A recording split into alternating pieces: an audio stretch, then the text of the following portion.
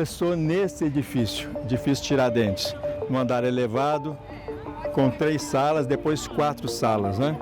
Com as carteiras e tudo, mas tudo muito modestamente no início, mas o suficiente para a gente dar os primeiros cursos. Foi ali, no alto do edifício Tiradentes, em Belo Horizonte, que a história da educação legislativa no Brasil começou. O primeiro diretor tinha experiência com escolas, mas aquela seria diferente. Mas a escola foi criada com um pensamento assim, bem moderno.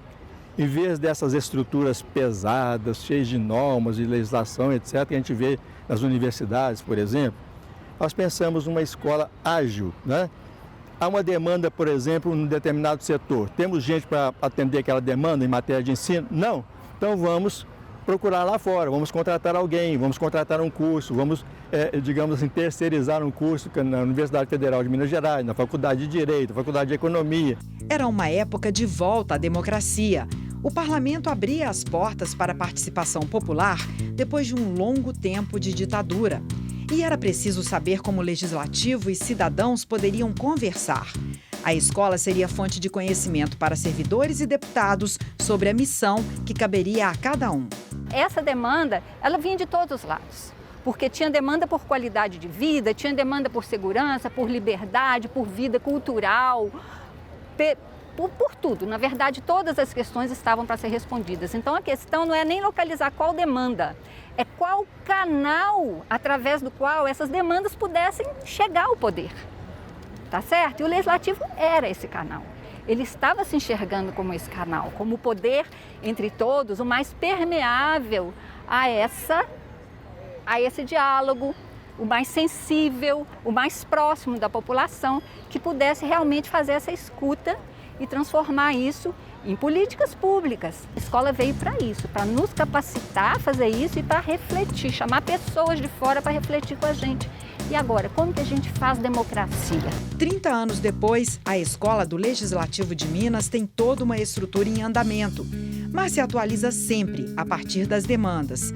A capacitação dos servidores é permanente e começa logo que eles chegam ao parlamento. Os servidores que chegam na Assembleia, eles recebem a capacitação e qualificação da escola. Por exemplo, os servidores, os novos assessores de gabinete, os servidores que chegam por concurso e também os estagiários. Além disso, nós também trabalhamos com os servidores que estão na casa, porque é preciso qualificá-los. É preciso que eles estejam sempre antenados com o que se passa de mais moderno na sociedade, mas também no seu campo de atuação. Os parlamentares também fazem cursos na escola. Eu tive a oportunidade aqui em 1999, quando cheguei na Assembleia, 23 anos atrás, de ter aula de regimento interno com o professor Antônio Geraldo, que era uma pessoa magnífica, muito capacitado. E a escola, ela não só oportunizou a minha pessoa, enquanto deputado, fazer diversos cursos, mas também ofertar os cursos a servidores efetivos e de recrutamento amplo, né? O nosso gabinete, nós enviamos constantemente os nossos assessores e assessoras para comparecer à Escola do Legislativo, que tem ofertado ensino de qualidade. A proposta de educação continuada é uma forma de vencer os desafios que mudam, como a própria política. Essa questão do aprimoramento, do aprimoramento, da capacitação, de treinamentos para servidores não é nova na Assembleia, né? Até por curiosidade, eu tinha feito uma pesquisa aí para ver as origens disso na Assembleia e vi que desde a década de 40, de 50, a gente já tinha previsão desses tipos de iniciativa nos nossos regulamentos. Então não é uma novidade. Isso foi se aprimorando ao longo do tempo, né? E esse aprimoramento veio até muito forte depois da Constituição de 88 e da Constituição Estadual de 89, que trouxe o aprimoramento como um requisito para que o servidor pudesse até se desenvolver na carreira. Mas o trabalho não é só para o público interno da Assembleia. O curso de especialização em poder legislativo e políticas públicas, por exemplo, é espaço de intercâmbio de experiência entre o parlamento e o executivo. Nós temos regularmente um número significativo de servidores do poder executivo, né? Notadamente aqueles egressos do curso de graduação da Fundação João Pinheiro. Isso para a gente é muito bom para o nosso curso, seja porque eles trazem a visão do poder executivo, seja porque normalmente são servidores muito qualificados, né, com uma experiência acadêmica já consolidada. A especialização começou numa parceria com universidades. Em 2010, houve o credenciamento próprio e a pós-graduação passou a ser responsabilidade exclusiva da Escola do Legislativo. É a percepção clara de que quer dizer, o processo de você conceber o curso e de você gerir o curso, ele gera um determinado conhecimento que não faria sentido a Assembleia, a escola abrir mão desse conhecimento, terceirizar uma atividade que é própria da escola. Na sala de aula, servidores podem ser alunos ou professores. Na troca de papéis, aprendem nas duas funções. A gente valoriza muito, né, na composição do corpo docente, né, aqueles profissionais acadêmicos que dominam o assunto, mas, sobretudo, os servidores que têm um acúmulo, seja teórico, mas, sobretudo, prático, né, que eles ministrem disciplinas correspondentes às suas áreas. O professor Menelik foi um dos idealizadores da pós-graduação. O corpo técnico da Assembleia precisava desse tipo de formação, uma formação bem mais complexa e que demandou o esforço de uma série de professores da escola do Legislativo à época. A prática no Legislativo alimenta a teoria. Não faltam assuntos numa conversa permanente entre a Escola da Assembleia e o Departamento de Ciência Política da UFMG. A gente aprendia junto com o público da Assembleia e construía alguns caminhos, pensava junto. E a partir disso foi se intensificando a relação com a própria escola, né? Processos formativos, uma série de workshops, uma série de discussões. A Assembleia está o tempo todo na minha sala de aula, em vários exemplos, quando eu estou trabalhando uma série de questões de democracia, de funcionamento institucional, de atuação burocrática. A presença do que eu aprendi na Escola do Legislativo é gigantesca na minha docência hoje. Outra parceria importante com o meio acadêmico foi o Congresso de Legística, realizado em 2007. A Escola do Legislativo e a Faculdade de Direito da UFMG trabalharam juntas.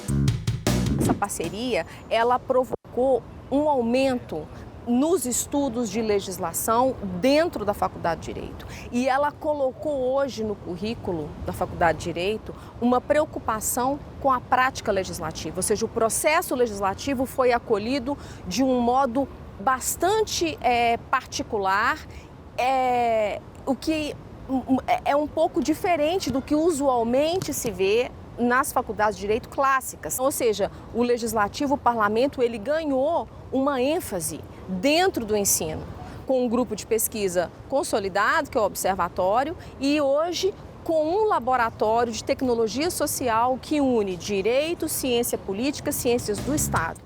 O Congresso, com a participação de outros parlamentos e de palestrantes brasileiros e estrangeiros, discutiu como democratizar a linguagem e ter leis com textos mais acessíveis, leis de qualidade. Quando uma escola se propõe a falar para várias pessoas e não falar para si própria, isso significa que esse conhecimento ele pode atingir o processo também. E esse processo de melhoria qualitativa da legislação, ele interessa à República Brasileira, ele interessa a cada um de nós. O conhecimento sobre a técnica legislativa também é compartilhado com instituições públicas que procuram a escola. A Escola do Legislativo, ela também se volta para a sociedade, né? Nós somos procurados com frequência por outras instituições públicas que desejam melhorar a sua legística, ou seja, melhorar a qualidade das normas que produzem. Por exemplo, nós já demos cursos sobre legística para o Corpo de Bombeiros de Minas Gerais, para o Instituto Mineiro de Agropecuária e muitas outras instituições que nos procuram. Nesse trabalho com o público externo, é fundamental a participação de vários setores da Assembleia. A consultoria é uma dessas áreas. Essa parceria era absolutamente natural. Nós estávamos sempre em contato com a escola e a escola até hoje nos demanda sempre que precisa de reforçar o quadro de docentes, né? Por quê? Porque aqui estão as especialidades técnicas. A escola, no meu entender, ela dentro da instituição, né, do poder legislativo, ela é uma espécie de visor, né? É um monitor, né, que mostra para a sociedade tudo o que nós estamos produzindo de conhecimento aqui, seja por meio de cursos, seja por meio de publicações. José Hipólito ainda guarda o primeiro exemplar da revista Cadernos da Escola do Legislativo, publicada em 1994. A apresentação que foi do deputado José Ferraz, que era o presidente. Então, a apresentação da revista foi o meu aqui, a Escola do Legislativo e seus cadernos. Então, nós temos a Democracia e a Ética, Roberto Romano, professor da Unicamp, né? A palestra do professor francês Alain Badiou. Em 3 décadas, o material se multiplicou. Outros cadernos com temas variados, relatórios de atividades da escola e do Núcleo de Estudos e Pesquisas do Legislativo, glossários de termos parlamentares em inglês, francês e espanhol, o kit Cidadania. Conhecimento no papel e no mundo virtual. A escola, né, ela materializa no parlamento uma função que o parlamento tem, que é a função educativa. Então, a produção do conhecimento, a mobilização do conhecimento que é construído no interior de um legislativo, que só é construído aqui dentro, tudo isso é a nossa matéria-prima na escola. Então, a gente tem que não só ajudar na construção, orquestrar a construção desse conhecimento, né, e o compartilhamento interno, como também socializá-lo, torná-lo acessível a mais pessoas. Luiz Fernandes participou dessa história desde o começo. Dos 36 anos de trabalho na Assembleia, 26 foram na escola. Ele conta que muitas dessas publicações reuniram os temas do programa Pensando em Minas. Queríamos uma outra parte da escola que tivesse essa interlocução com as universidades, por exemplo, e mesmo com as escolas públicas. Então, o que nós fizemos? Nós trouxemos esses profissionais, esses professores, para fazerem palestras aqui e criamos esse programa Pensando em Minas. Ele teve um sucesso imediato, assim, as pessoas compareciam ao auditório, participavam, faziam perguntas, e a gente trouxe nomes importantes aqui, inclusive nomes internacionais. A educação à distância começou apenas com textos escritos e se ampliou com a tecnologia. O contexto é o seguinte, nós estamos lá em 1992, quando foi criada a escola, e a internet praticamente ainda estava nos seus primórdios, vamos dizer assim. Nem existia a web, né, da Assembleia, por exemplo, né? Mas a gente estava sempre antenados que esse recurso ia ser muito importante para a área de educação. E a gente começou a fazer uma movimentação de aproximar, né, de fazer esse contato. Aí que entra o Telecurso 2000, que a Rede Globo nos contratou para fazer um programa especial dela, e a gente viu que esse material dava subsídio para a gente começar a pensar num curso de educação à distância política. A experiência da primeira escola legislativa se repetiu nos parlamentos de outros estados e também nas câmaras municipais mineiras. Hoje são mais de 300 em todo o país. A escola da Câmara Municipal de Pouso Alegre é um exemplo. Foi criada em 2008, seguindo o caminho do Legislativo de Minas. Cada nova instituição inventa projetos adaptados à realidade local. Aqui na Escola do Legislativo de Pouso Alegre, a gente tem na Escola do Legislativo uma mãe, né, que está sempre ali pronta para nos acolher, para nos receber, dar os direcionamentos e, inclusive, né, fazer parcerias, como aconteceu recentemente a parceria com o Jogo da Cidadania sobre mulheres, lutas e conquistas, que foi construído coletivamente com a Escola do Legislativo da Assembleia de Minas, a Escola do Legislativo da Assembleia de Santa Catarina, também a Escola do Legislativo da Assembleia do Acre e as câmaras de Pouso Alegre e também de Marabá. A educação legislativa, ela visa essa aproximação do cidadão do seu representante, né? Diminuindo essa distância entre representantes e representados, porque a gente precisa conhecer o funcionamento do nosso Estado, né? Ter noção mínima de como isso funciona para a gente participar de uma forma ativa. A educação legislativa em Minas também inspirou a criação do CEFOR, o Centro de Formação, Treinamento e Aperfeiçoamento da Câmara dos Deputados. A Escola de Minas surge um pouco antes do que todas, né? Então, quando foram surgindo, inclusive as escolas federais, a Escola Mineira já tinha um percurso percorrido, já tinha uma tecnologia educacional, uma pedagogia do parlamento desenvolvida, e ela era uma referência, ela é uma fonte de inspiração. E ela continua sendo, e isso é o que é muito interessante. Então, passados 30 anos, e desses, os 20 últimos, né, eu tive algum contato com a escola, com as pessoas, o bacana é que ela continua sendo essa fonte, é como se fosse uma fonte de saber, uma fonte de experiência, como se fosse um porto seguro. A atuação em rede foi uma necessidade para a troca de informações e para fortalecimento das escolas. A Assembleia de Minas foi pioneira, né, nessa criação de uma escola do Legislativo, e isso fomentou iniciativas semelhantes em algumas outras assembleias do país, também na Câmara dos Deputados, no Senado Federal, a ponto de, em torno de 2002, 2003, a gente começar a ter contato com essas outras escolas e daí surgir a ideia da criação da Associação Brasileira de Escolas do Legislativo, né, que hoje, depois de algum tempo, incorporou também as escolas dos tribunais de contas e que tem contribuído ao longo desse tempo também para a expansão, né, dessa rede de escolas do Legislativo no país inteiro. Então hoje nós temos, além, né, do Senado e da Câmara, escolas do Legislativo em todas as assembleias, e há um movimento crescente de expansão também para as câmaras municipais. Nós, com os nossos 853 municípios, já somos hoje o estado com maior número de escolas do Legislativo em câmaras municipais. Temos, inclusive, também uma rede, né, mineira de escolas do Legislativo, coordenada aqui pela Escola da Assembleia. A criação de escolas nos legislativos mineiros não é o único resultado da parceria da Assembleia com as câmaras. Um trabalho voltado para o aprimoramento técnico e político dos parlamentos municipais.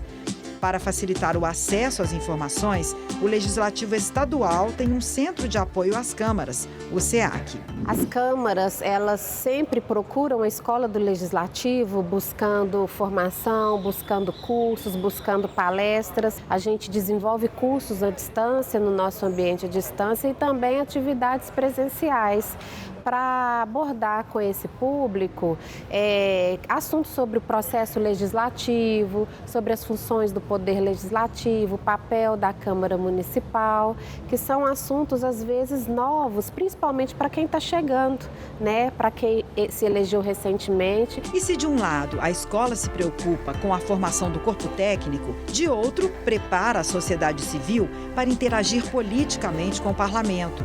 É a educação para a cidadania. Aqui são oferecidas atividades para estudantes, membros de conselhos municipais nas mais diversas áreas, mulheres, professores. O principal objetivo dela, eu posso dizer que é isso, que é formar, preparar o cidadão para ele atuar nas esferas de poder e, no nosso caso, especificamente no poder legislativo. Então, a escola, ela tem a preocupação de mostrar para a sociedade, de mostrar para os cidadãos como que eles podem atuar no poder legislativo, como que eles podem contribuir na elaboração das políticas públicas, na discussão de leis. O Parlamento Jovem, em parceria com os municípios, é outro exemplo de programa criado para essa conexão entre a Assembleia e os cidadãos. Os estudantes discutem um tema a cada ano e apresentam propostas que podem ser aproveitadas em projetos de lei ou pelo Executivo.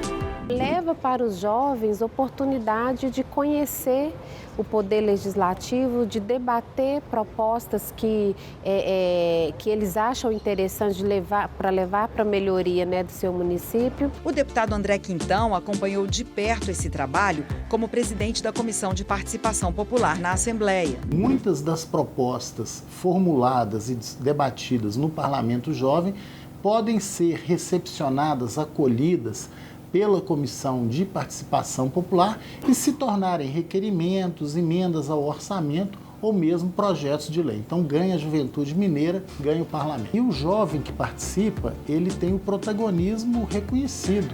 É um processo deliberativo pelos próprios jovens, sem qualquer tipo de filtro por parte da Assembleia. O que eles decidem é encaminhado. Um longo percurso que, como um fio, une várias histórias de vida. Mônica foi aluna do Parlamento Jovem em 2010. Hoje é assessora da Escola do Legislativo em Pouso Alegre e coordena o programa por lá. No Parlamento Jovem de Minas, foi em 2010 que eu participei como estudante do ensino médio, representando a minha escola, e foi uma experiência incrível, porque é a vivência na prática do processo democrático. É a gente, junto com outros jovens, né, estudantes de todo o estado, pensando no coletivo. O jovem, ele tem muita energia, ele tem muita vontade de participar. Então precisa dar essa oportunidade. Muitas outras histórias cabem nesta mesma imagem. Como diretores da Escola do Legislativo de Minas, todos eles ajudaram a construir o parlamento e provam que democracia também se ensina na sala de aula. A Escola do Legislativo é um projeto inquestionável, respeitado em todo o país e fora do país. Então é uma alegria enorme saber que a gente pôde participar desse momento feliz de construção de uma coisa que perdurou. Eu tenho muito orgulho de poder ter feito parte dessa reconstrução para a democracia. Nesse momento de celebração desses 30 anos, é como se todos nós nos sentíssemos realmente parte disso. A escola e o parlamento, o poder legislativo, precisam acompanhar as transformações sociais, porque aqui elas se manifestam, né? Elas vão se manifestar e vão influenciar no trabalho daqui. Então a gente tem que dar conta disso. Isso é um desafio que nós já mostramos que damos conta dele. Eu acho que não tem tanto, não é um desafio, mas um desafio que não vai nos paralisar, mas que vai nos fazer ir adiante.